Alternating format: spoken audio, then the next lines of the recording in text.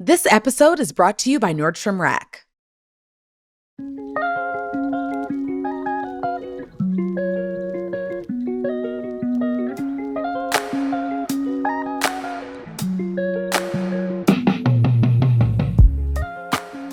Hey y'all, and welcome to Trials to Triumphs. I'm Ashley Blaine Featherston Jenkins, but you can call me ABFJ. This week, media mogul and founder of My Happy Flow, Nicole Kane, talks to me about embracing a mindset of abundance. Nicole came from humble beginnings, and she encountered significant losses early on. But despite her experiences, Nicole refused to let what she had been through define her. Today, as an accomplished serial entrepreneur, Nicole believes that blind faith truly established her dreams. A lot of times, the difference between where you are and somebody else is the mindset. You believed you could get there. That whole mindset shift is what gets us to the dream life that we want for ourselves.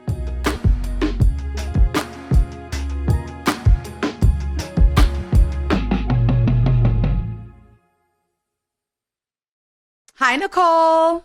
Hi. Welcome to the pod. I love your laugh, by the way. You have such a good laugh. Thank you. I'm so happy you're here. I'm really excited to chat. We have all the things to talk about. But first, can you tell us how we met or how we first became introduced to one another, rather? I would like to know your side of the story. You want to know my side of the story? Yeah. I feel like I came to your house or something. Like you were renting out, like... It was my friend Nia's house. I went back in our DMs and it was my friend Nia's house. Because you were like talking about her fabulous furniture. And I was like, yeah, I mean, I have nice furniture too, but it was her house. She's like, she does interior design. She's an actress, but she also at the time was like doing a lot of interior design. Okay. And it was her house. Was it for I must was looking for a photo shoot location or something. Yeah. Maybe that was what it was. Okay. Yeah. That makes sense. I know your friend Ashley, fabulous photographer, or at the time she was. And I was with her today. So, she's still doing it. Yeah, we were trying to do a photo shoot. And so, I think you gave me the tour of the house. That's what it was. That's crazy. It is. Crazy times back then. 2014, 2013, 2012, like a long time ago. It was a long time ago. And I remember that as being really cool, Nicole, because, you know, I was introduced to you through your blog, which was like, you know, Nicole Bitchie was everything for me. I mean, you launched it in what was it, 2008? Was it? Yeah, 2007, 2008, might as well say. Yeah. And so I was like in college at Howard, like if we wanted to know what was going on in the world, we were on Nicole Bitchie every day. And so to meet you in person, obviously this is years later, but like for you just to be so warm and so kind and so effervescent, it was really cool to like just kind of see behind the curtain, I guess. And since then, we've really been, you know, we've kept in touch. And so much evolution has happened in your life, which again, I'm very excited to talk about. But you've always had such a wonderful spirit. And I'm really just excited to hear about your journey. Oh, man, I'm so excited to talk to you. Okay, so before we get into it, let's do some icebreaker questions. Are you down? Okay. What's your favorite food? Well, first of all, I love dessert. I was just talking about cake on my Instagram because I never got cake growing up. I never had a birthday party, never had cake. And I just had a birthday a week or two ago. I read your message. That was really beautiful. Yeah. And so my friend surprised me with a cake. Last year, I tried to buy myself a cake and it just didn't go well. And so this year when it came out, it was just like, yes, like I finally got my childhood dream of being surprised with a birthday cake. So, oh my gosh. And I'm a hard person to surprise. Like my friend said really quickly when I was talking about putting together the birthday dinner, she said, what are you doing for cake? Right?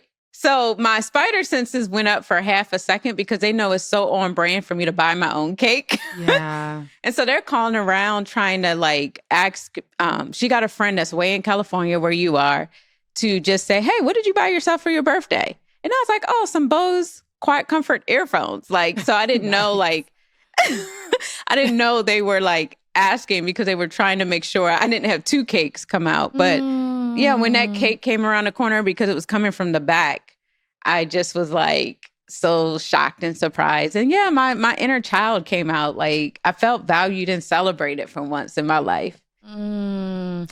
Okay, well, I want to get into the beginning then. How would you describe your upbringing? Because, when I look at a beautiful, accomplished woman who says, I just had never really been celebrated in that way until now. No one had ever gotten me a cake.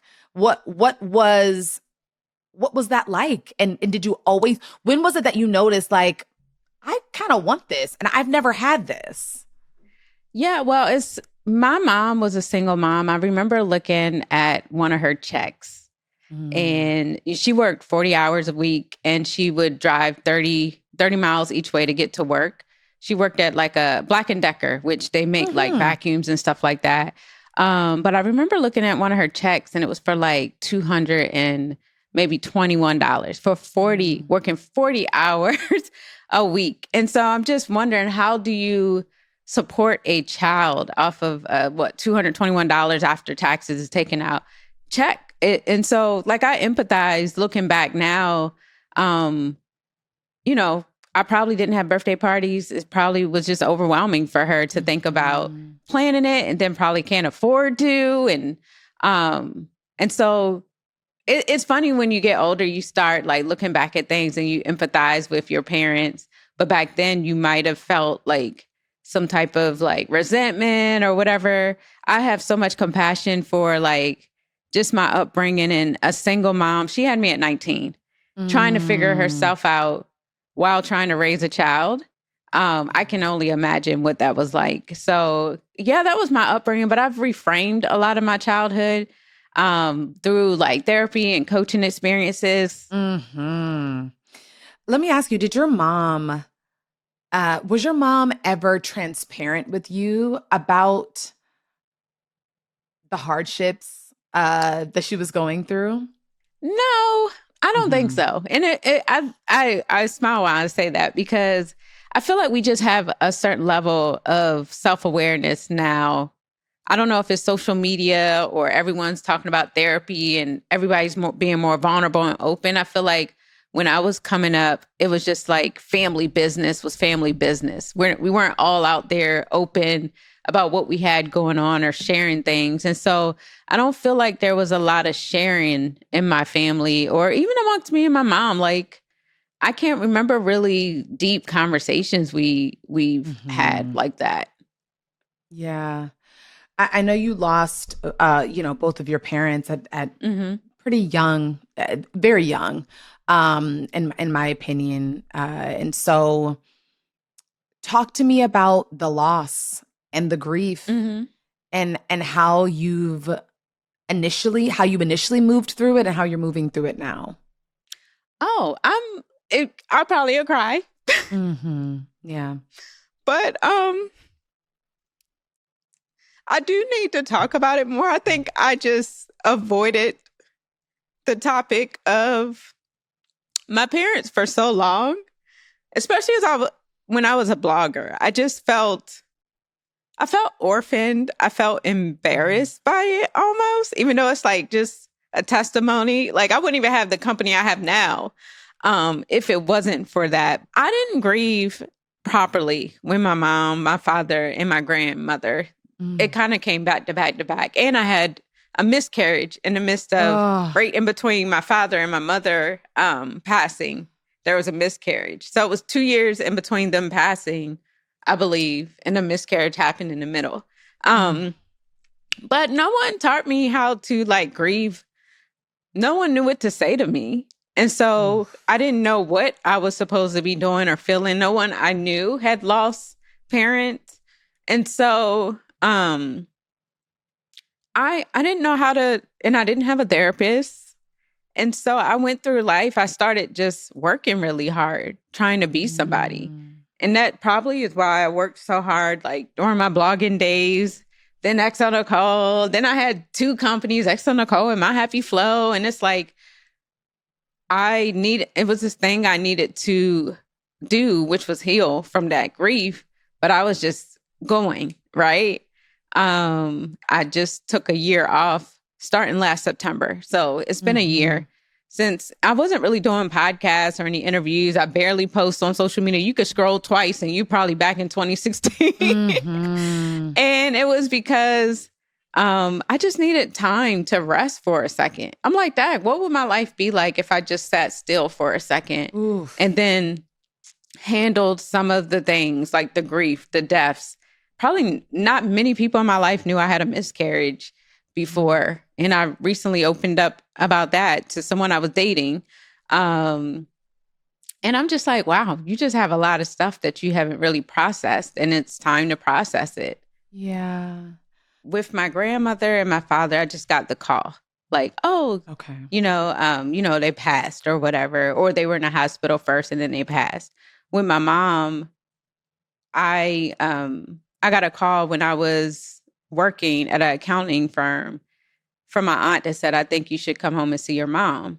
And someone had texted me that they had put out a prayer circle in church that she was dying, but I had talked to her every day during my lunch break. And I'm sure I was complaining about something every day during my lunch break. And she was aware that she was dying and never mentioned it.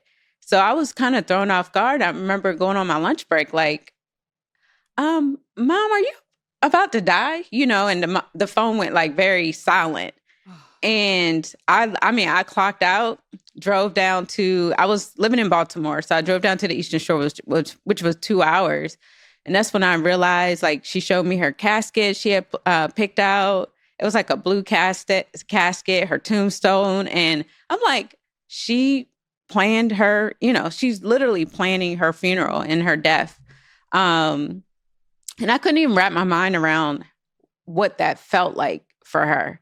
And so I was there those 2 weeks. Like, hospice comes in, they literally give you a pamphlet, and okay, I got 6 days left.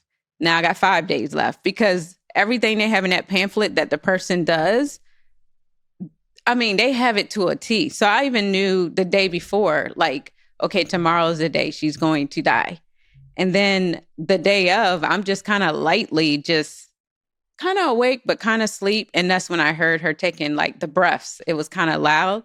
And so I had to go in there, and I'm holding her hand, and she's, it's nothing you can do, but it's traumatizing, because it's something that just sits in your,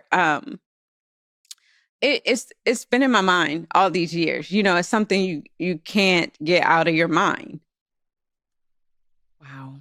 What would you say, Nicole, that grief has taught you? What have you learned over this time?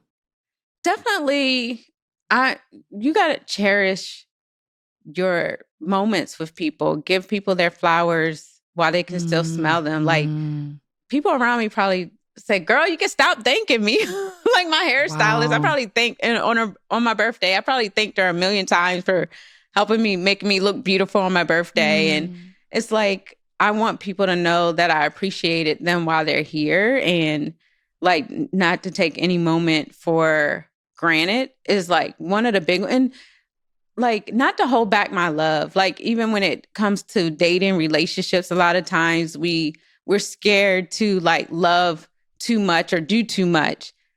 But I don't want to leave this earth doing too little. So if I like somebody, being able to tell them I like you, or if I love them, I love you, or I feel this way about you, versus, I love him so much, but I don't want him to know how much, because like, I really want people to know how I feel about them and how they make me feel.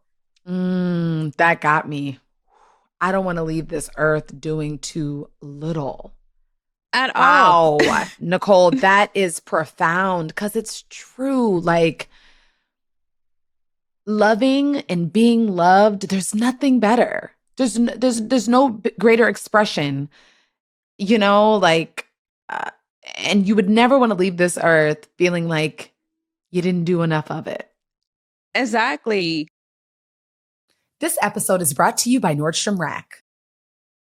I'm Ashley Blaine Featherston Jenkins, host of Trials to Triumphs and proud Howard University alum. I am so excited to share with you the impact that Howard University had on my life, and hope you recognize the beauty and the power of the HBCU experience. And HBCU homecoming is really special because it's a convergence, right? Like, you have amazing energy. You have beautiful Black folks everywhere. You have people talking about their successes. You have people bringing back their children, their families. Like, you see people living the lives that they dreamed about when they were on campus, and you get to celebrate in that with them. And you get to honor the school that made it possible for you to even think about those dreams and dream that big. So that's my favorite part, is seeing people with these beautiful lives.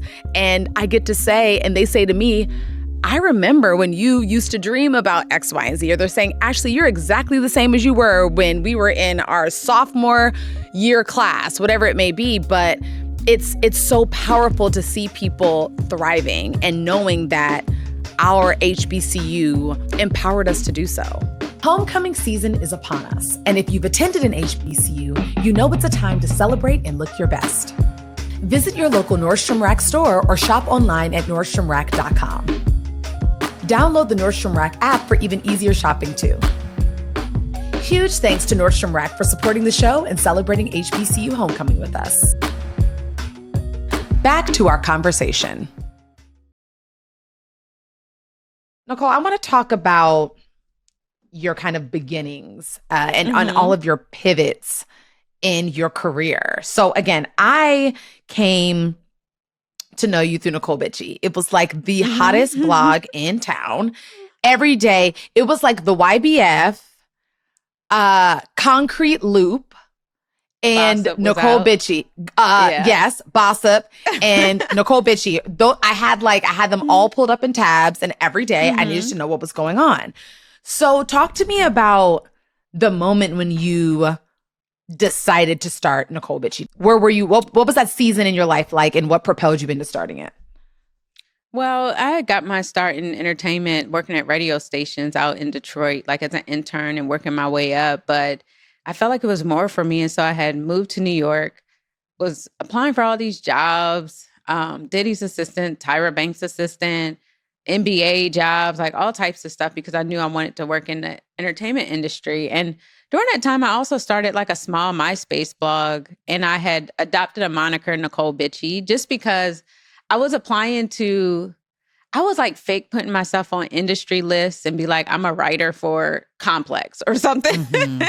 But I felt like I needed a name that was catchy. And at the time, Paris Hilton and Nicole Richie had a show, The Simple Life. And so Perez Hilton was out then, and that's where I did a spinoff of that, Nicole Bitchie. And it worked. I got into a lot of events and stuff knowing I didn't work for nobody and they weren't going to get any coverage the next day. And yeah, that's how I started my blog. I remember running out of money, having to go back to the Eastern Shore and live with an aunt because I just didn't have enough to support myself in New York. And so I was like, the only jobs here are like Walmart and like a pickle plant. And I know God has way more for my life than this. And so I started blogging on MySpace, and I felt like, okay, I took a note of where I was, like how many readers I got. I probably got 5 readers. How do I get to 50,000? And so I knew like it would take consistency and the right type of branding, the right type of website. Like my website was black at first with white writing. And then I was like, people can't read that.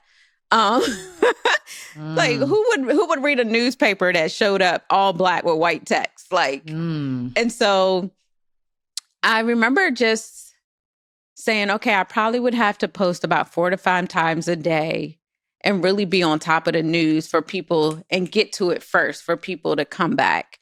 And so that's what I did. And I also noticed that most of the bloggers that were out, they weren't showing their faces. So I was like, that's probably the one thing that's going to make me stand out amongst the crowd is to show my face, to brand myself. I think in 2009, I did a shoot with Derek Blanks. And then that's when that, I feel, iconic header of me coming out of my computer screen and kind of like having my hand around a nerdier version of me. It's almost like an alter ego. And it was so true to who I was because I was so shy. And I'm behind this computer, but this Nicole Bitchie persona was becoming so like bigger than life in front of my eyes. And I feel like when people met me, it was like they didn't know what to expect. And then they meet me and I'm just so like kind of timid and like quiet spoken and shy. So that's how like the beginnings of Nicole Bitchie started.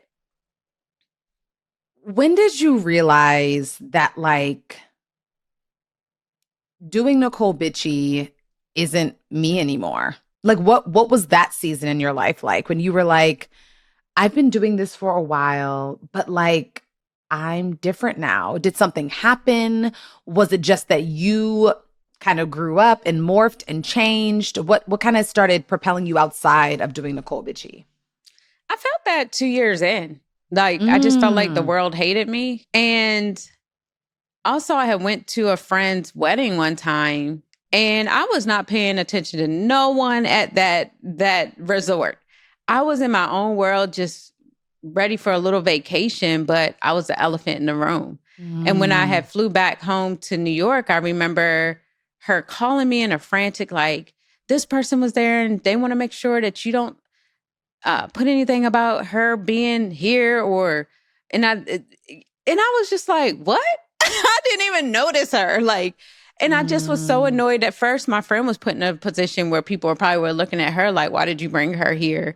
But I didn't want to be an elephant in the room. Like it got to a point where I could walk in rooms that I could feel the room shift.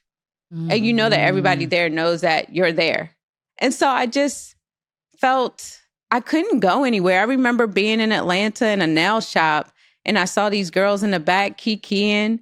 And then I went on Twitter and there's a picture of me, look at Nicole Bitchie in the nail shop, looking a mess, in my sweats, having my little self-care day. Yeah. And I was like, wow, I don't really like living like this. It was hard for me to date, as a blogger. Like, who wants to date a blogger? And if they do want to date a celeb blogger, then you have to question their intentions. Why do you want to date a celeb blogger? Like, like, and so it was just so many things. And it got to a point where I couldn't wait to live like a normal person, like to have a normal life.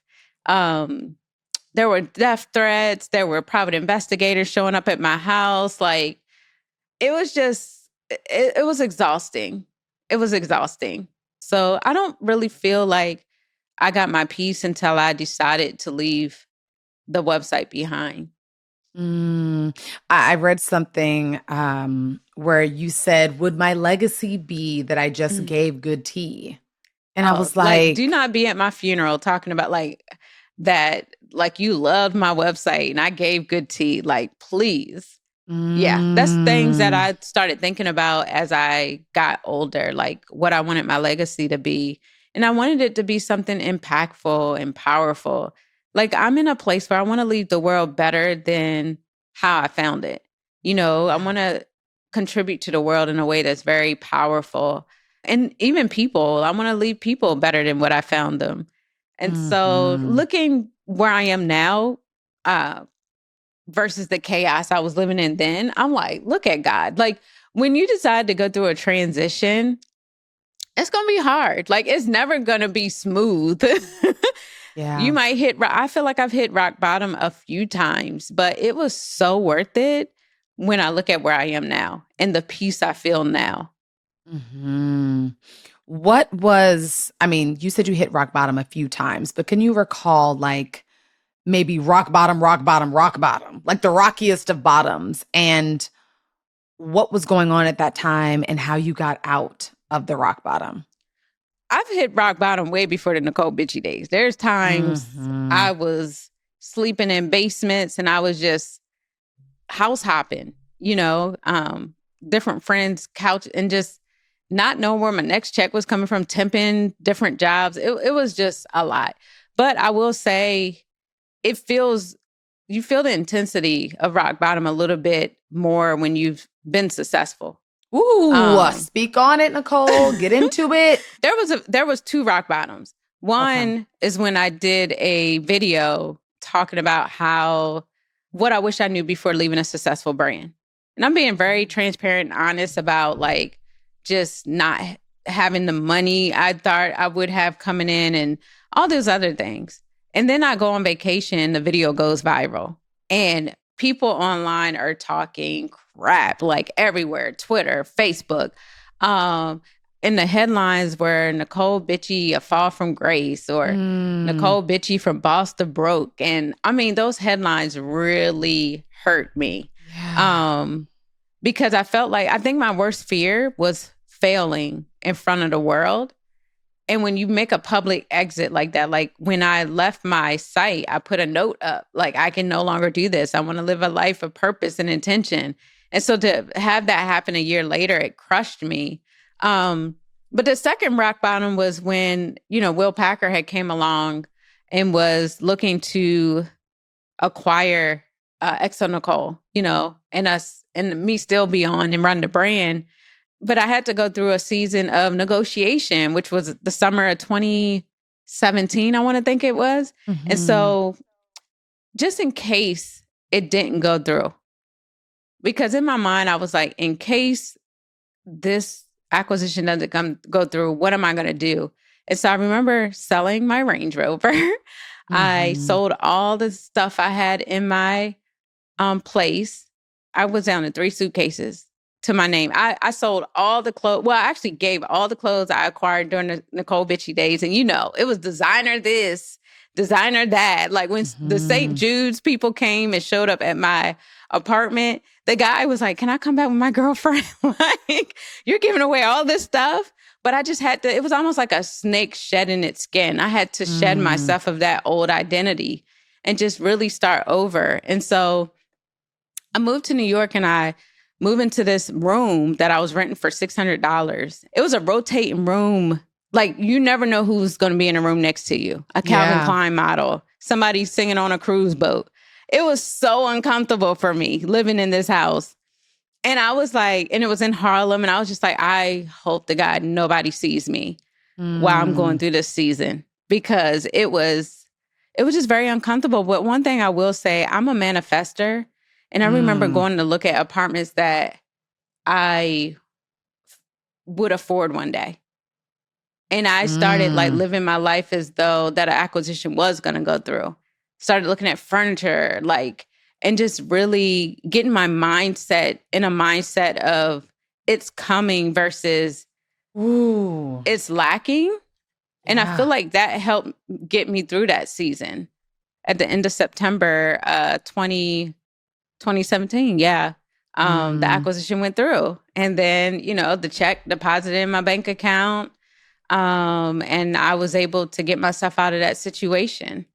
Wow. So you had to I was just talking to actually my mother-in-law, my husband's mom today, and I just was telling her, we just have to believe. And absolutely. Believing and having blind faith is so hard, but it puts out the right energy into your life and into the world. Absolutely. It was a time when I just didn't know how I was going to keep running Exo Nicole. And I started sitting down every day and future journaling almost. Like, I would set the intention for the day. And the day that Will Packer contacted me, that morning I wrote, "I'm going to be presented with a great opportunity today." And then I get an email. And so that stuff works. Right now, my friends know, me and my friend I have a close friend, and we joke, but we live in a world called Delulu. It's the world of delusion and fantasy. You can't tell me that I'm not a kept woman, that I don't have an amazing husband, and he feeds and pours into me, and he affirms and celebrates me. And when I say kept, I just mean well loved. You know what I mean? Of course. Yeah, I knew what you meant. I knew you didn't mean caged in. Yeah, for sure. And we live it. And when I first put her on to the world of delusion, it's like she had a paradigm shift immediately. And she said, "My endorphins have just skyrocketed in 1 second." She said, "I love it here. Why live in a world of reality? Let's live in this world of fantasy and delusion that everything is amazing. Everything in my life is amazing. What do you mean? I'm well loved. I have amazing friends." And honestly, I do. I feel like that has attracted all the things I wanted into my life, because I just live my life as though if it's not happening, it's going to happen. for me. Well, what I love about hearing this, Nicole, is that you're someone who has experienced so much sadness and grief and things that have come unexpectedly and things that you did not plan for in your life. But yet somehow you're still able to sit here with a joy and an excitement for your future and a gratefulness for your present life. And I just think it says so much about your fortitude, about your resiliency, about how God has his hand on your life and that good things are always coming your way. But even like taking it a step further, knowing that you're someone who puts that type of energy not only into your own life, but into the world, Nicole, like going back to what you said about legacy, like you're doing it. You are fulfilling the legacy that you intend to leave. And that is why we are here. So I just want to commend you, Thank you for doing that, Nicole. It's because it's not easy. You know how easy it would be. Much easier to be like, oh my gosh, everything's falling apart. It's way easier to be negative. It's way easier. But I mean, I'm sure you wake up some days and be like, how did I get here? I'm not supposed to be here. We got here through our mindset. That a lot of times the difference between where you are and somebody else is the mindset. You believed you could get there. Yes. That is one of the like sole differences between you. Like people will bring up circumstance, they will bring up resources, they will bring up money. Like, and I'm like, I'm a girl who lost both her parents. I have no living grandparents. You know, I went through all these different traumas, sexual traumas, all these different things. And I still believe I deserve love. I still believe that I will be married one day and I will have kids one day and a family. I don't believe that these things make me, at one point I did feel as though these things made me unlovable. I don't believe that anymore about myself. And that whole mindset shift is what gets us to the dream life that we want for ourselves. What brought you to starting My Happy Flow? And just tell us about it. What was your inspiration and what are your hopes and dreams for your business? When we first started, we called ourselves a period brand. We are not. It's just our first product help women have pain-free, symptom-free periods. The thing that made me start My Happy Flow was first my mother's breast cancer journey. But as I got older and me trying to, I studied holistic health and hormones. And that's when I realized what I probably could have did to save her life from breast cancer with natural holistic remedies. Because we do have 2 ingredients in our product that have been highly studied that you get from eating a lot of broccoli, kale, cauliflower. But it's been studied to help prevent breast cancer, colon cancer, and cervical cancer. The product also helps lower your risk for fibroids and other estrogen dominant conditions. So we've had a lot of customers come to us and they just could not believe they were scheduled for fibroid surgery, been on a product 4 months and then go into the surgery and now the doctor can't find the fibroid. So I've had a couple of customers I actually interviewed on our Instagram live because I'm like, people need to hear this because sometimes your healthcare providers make you believe there's no way to shrink a fibroid or the only way you can get rid of fibroids is to have a hysterectomy. And I know that's not the case. I've seen too many. I just had a customer who she was on a wait list for a hysterectomy and through My Happy Flow was able to get pregnant. She didn't even know she could get pregnant. She was like, you went from saving my life and now helping me to create another one. And so when I hear those stories, I'm like, this brand is so powerful and impactful. But the reason why I particularly launched it, I had all these friends in their 30s with fibroids. And most of them were only given the option of surgery or hysterectomy. And most of them wanted kids. And so this was a really heartbreaking thing for them. And, one went through with the hysterectomy before I had a chance to, by the time I heard about the hysterectomy, it was already in process. And I just felt like, oh my God, this is urgency. You know, there's a crazy stat, like 80% of Black women will have fibroids by the age of 50. And I remember just hearing that stat and trying to figure out why, and why did we have such high rates? But also why our only options were always just surgery or hysterectomies. And, you know, and these are life-changing, life-altering.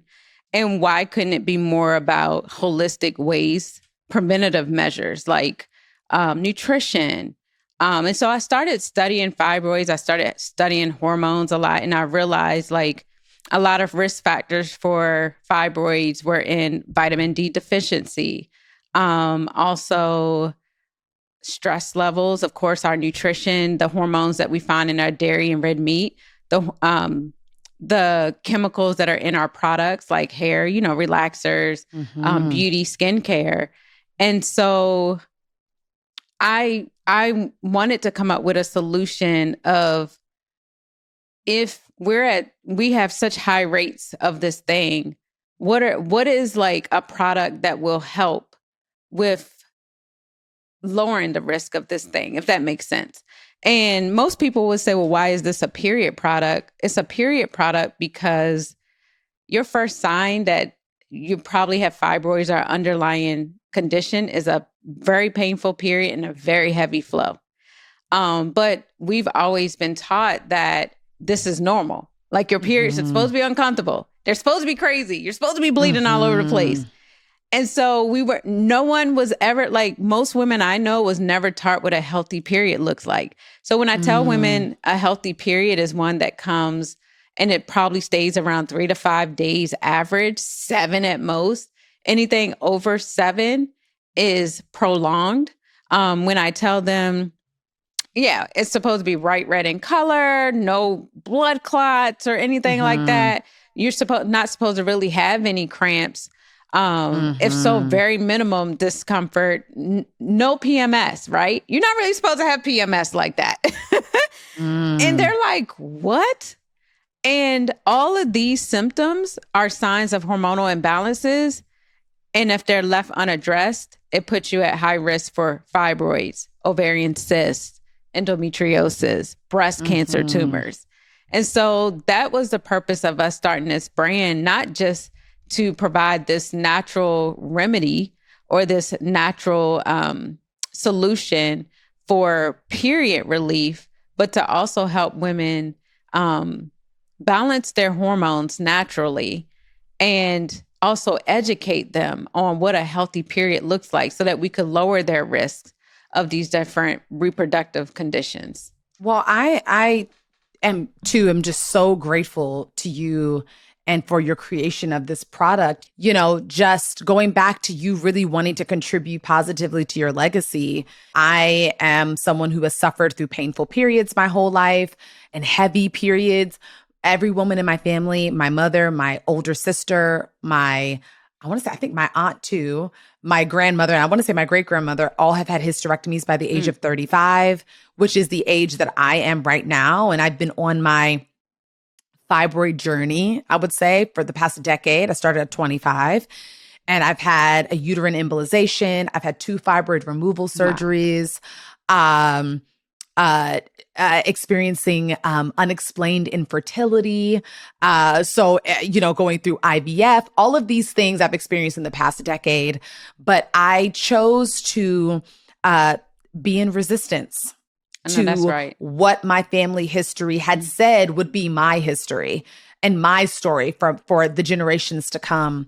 And, the prayer, Nicole, is that our daughters will have a product like this. So that they don't even know what we're talking about. They're like, at all. They're confused. And I know this is a very controversial thing for me to talk about, but I do have to go out and educate Black women on this.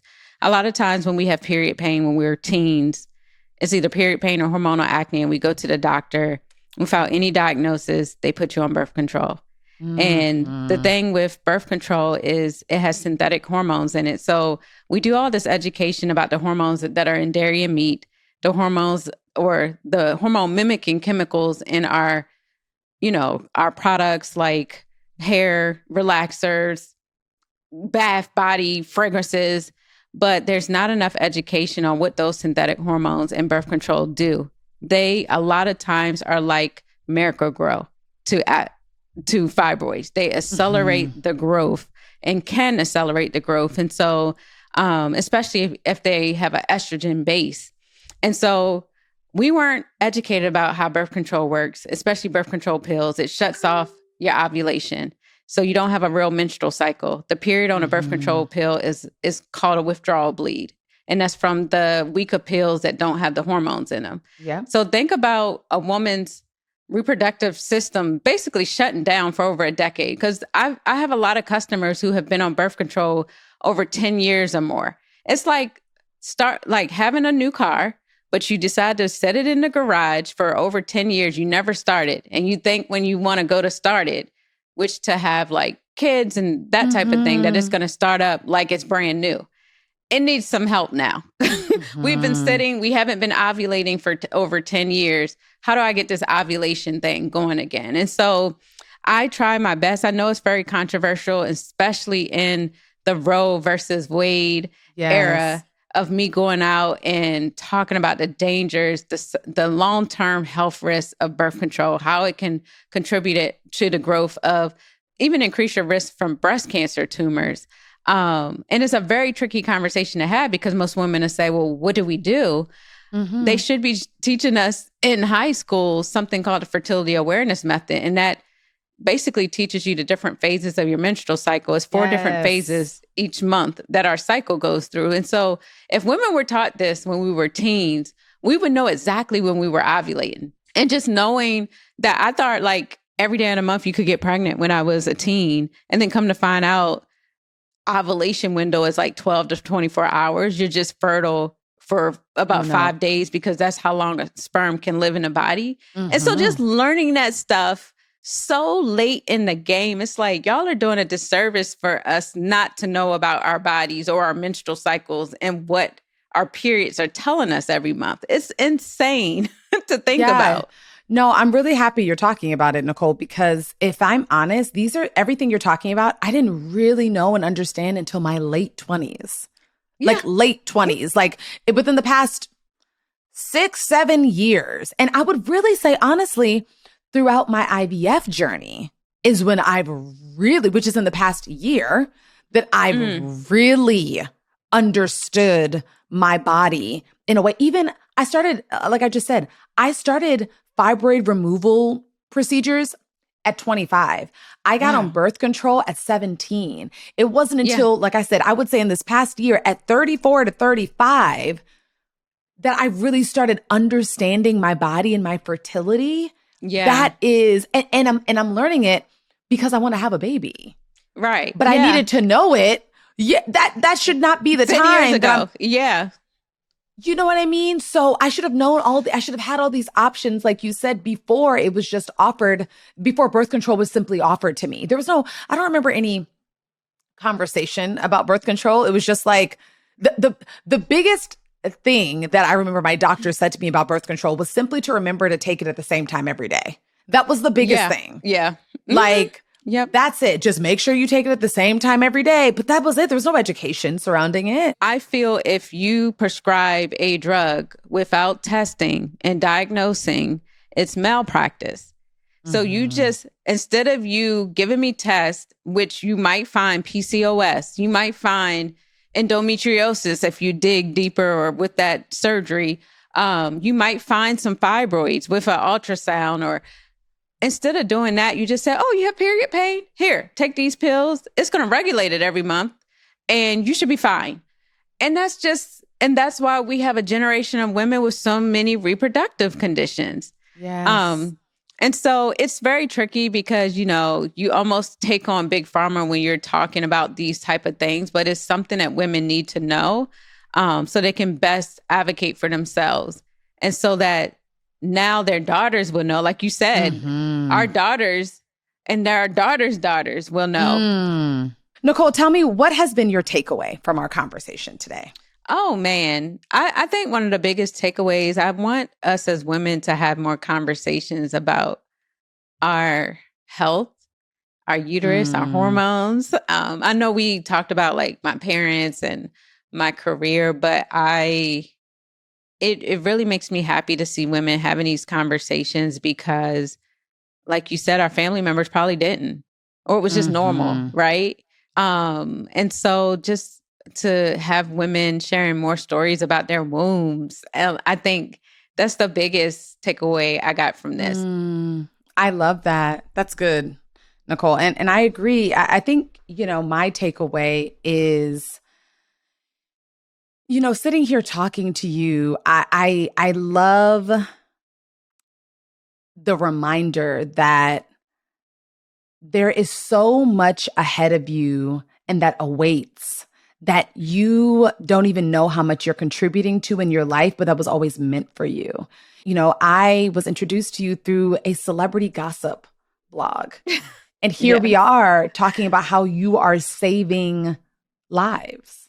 The reminder that God always had that plan for your life and that you had such a willingness and an excitement to be unafraid to continue to reinvent yourself and lean into what's for you and how you want to contribute to your legacy is something that I'm really taking away. And I just want you to know, Nicole, I am deeply inspired by you and really excited for you. Oh, thank you.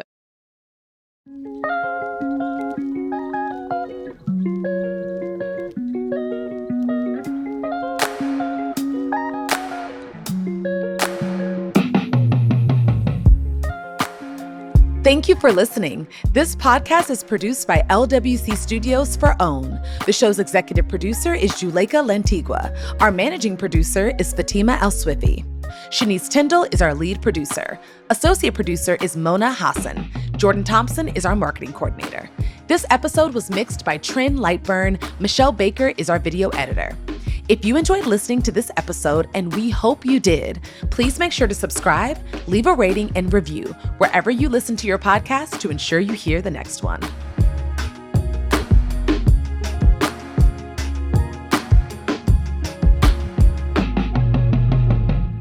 The viewpoints and information in this program are for informational purposes only and are not a substitute for medical advice. If you have any questions about your own health, please seek advice from your personal physician.